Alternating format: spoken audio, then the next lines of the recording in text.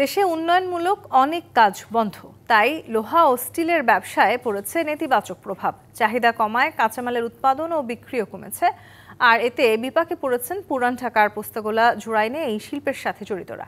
আগের মতো কাজ পাচ্ছেন না শ্রমিক কর্মচারীরা, মানবেতর জীবনযাপনও করছেন কেউ কেউ।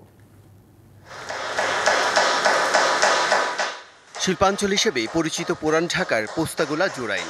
একসময় শত শত কারখানার শ্রমিকদের কাজের টুংটাং শব্দে মুখর থাকত এই এলাকা। এখন তা অনেকটাই কমেছে। লোহার পাত থেকে তৈরি হচ্ছে ম্যাট, কালার শিট, চ্যানেল ও অ্যাঙ্গেল সহ বিভিন্ন জিনিস। আর এসব পাত আসে জাপান, কোরিয়া, চীন ও ভারত সহ বিভিন্ন দেশ থেকে। এসব ব্যবহার হয় অবকাঠামো, সেতু, ভবন নির্মাণ এবং ভারী যন্ত্রপাতি তৈরিতে।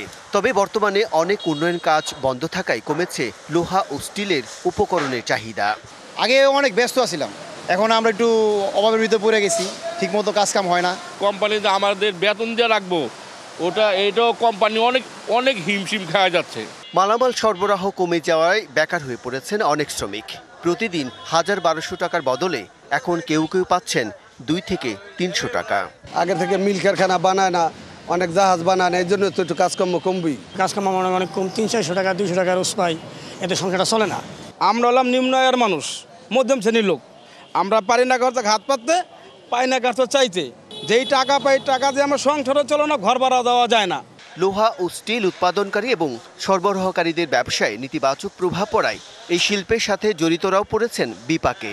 সরকারি কামকাজ বন্ধ, টেন্ডার বন্ধ, সকল কিছুই বন্ধ থাকার কারণে এখন লোহার প্রভাবটা একটু কম। ক্রেতারা আসতেছে না, আর দ্বিতীয়ত ক্রেতারা মাল কিনতেছে না।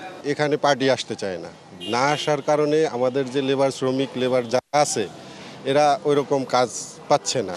উন্নয়নমূলক কাজ বন্ধ থাকায় লোহা ও স্টিলের ব্যবসায় শুধু ক্ষতিগ্রস্ত হচ্ছে না, বরং এর নেতিবাচক প্রভাব পড়ছে দেশের অর্থনীতির উপরও। Bijan Kumar Das, DBC news, Dhaka.